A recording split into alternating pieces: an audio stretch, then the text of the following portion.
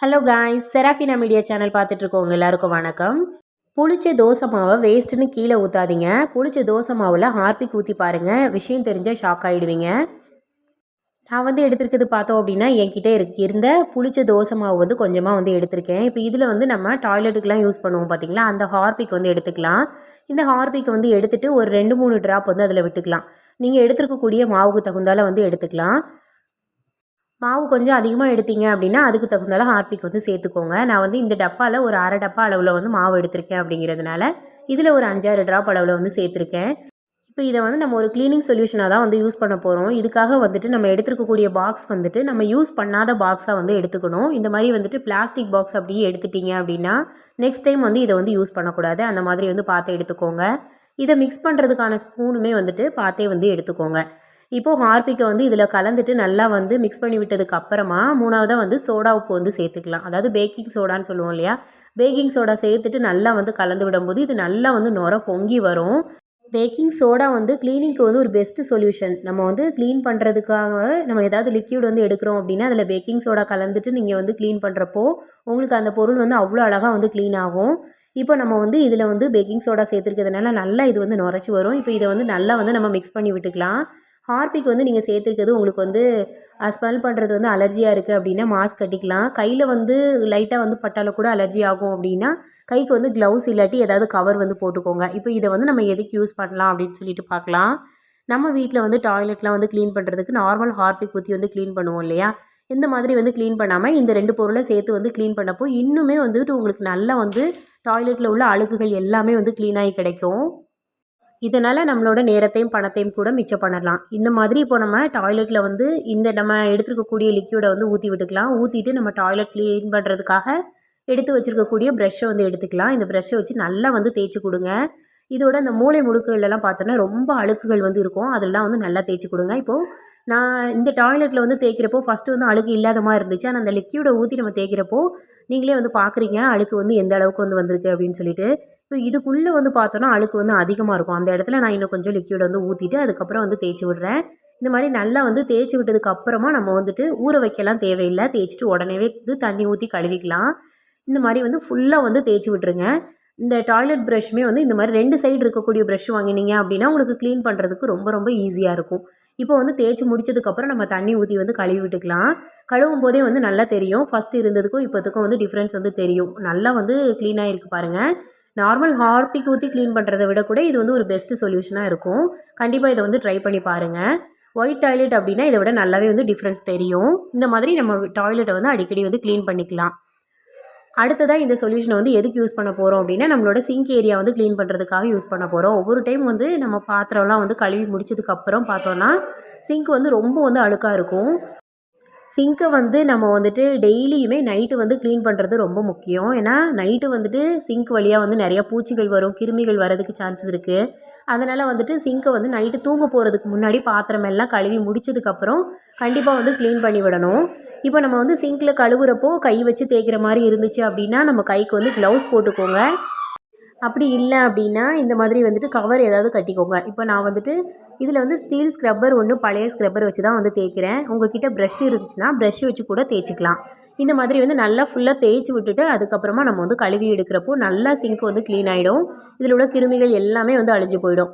இப்போ நான் தேய்ச்சதுக்கப்புறமா நல்லா கழுவி எடுத்துக்கிறேன்.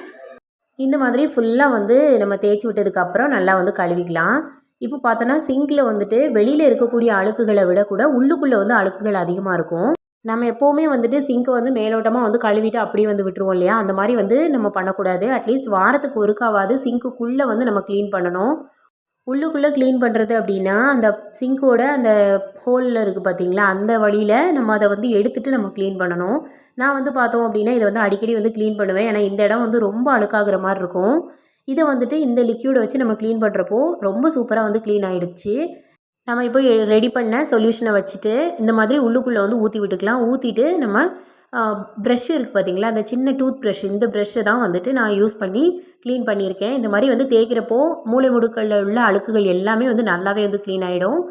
ஃபுல்லாக நம்ம கைப்படாமல் க்ளீன் பண்ண மாதிரியும் இருக்கும். ஏன்னா இதுக்குள்ளெல்லாம் நம்ம கை விட்டு க்ளீன் பண்ணுறப்போ கை வெட்டிக்க கூட சான்சஸ் இருக்குது. அதனால் இந்த மாதிரி ப்ரஷ் யூஸ் பண்ணுங்கள். யூஸ் பண்ணி இந்த மாதிரி உள்ளுக்குள்ளே நல்லா தேய்ச்சி விட்டுறலாம். இந்த மாதிரி வந்து வாரத்துக்கு ஒரு டைம் நம்ம க்ளீன் பண்ணாவே போதும். நல்லா வந்து இந்த அழுக்குகள் எல்லாமே வந்து போயிடும். இப்போ ஃபுல்லாக வந்து நான் தேய்ச்சிட்டு கழுவி காட்டுறேன் பாருங்கள். உள்ள அழுக்குகள் எல்லாமே போய் நல்லா வந்து வெள்ளையாக தெரியும். இப்போது இதை கழுவி முடிச்சதுக்கப்புறம் இந்த மேலே இருக்கக்கூடிய இந்த மூடி மாதிரி இருக்கும் பார்த்தீங்களா, இந்த இடத்தையுமே வந்து இந்த லிக்யூடை ஊற்றியே வந்துட்டு கழுவிக்கிறேன்.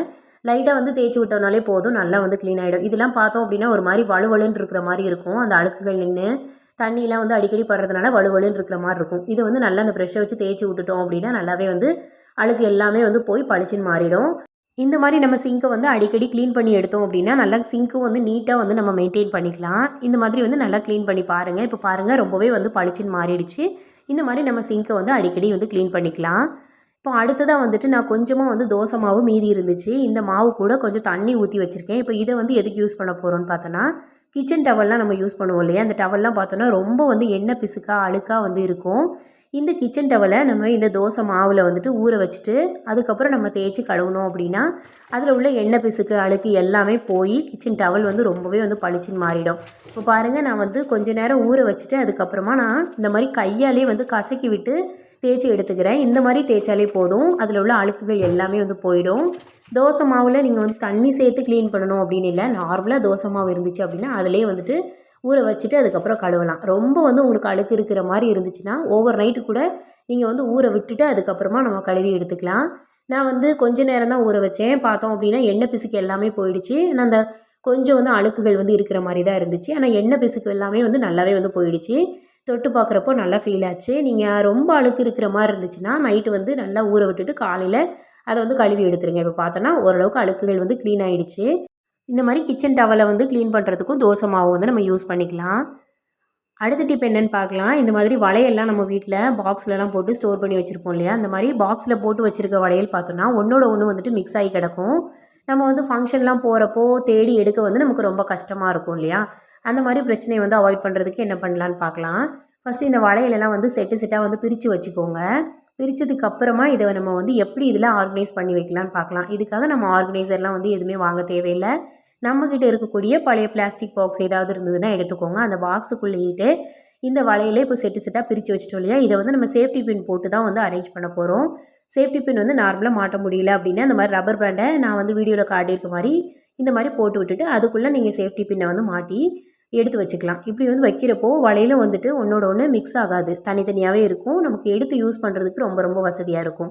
வளையல் கடையிலலாம் வந்து விற்கிறப்போ பார்த்தீங்கன்னா இந்த மாதிரி தான் வந்து போட்டு வச்சுருப்பாங்க.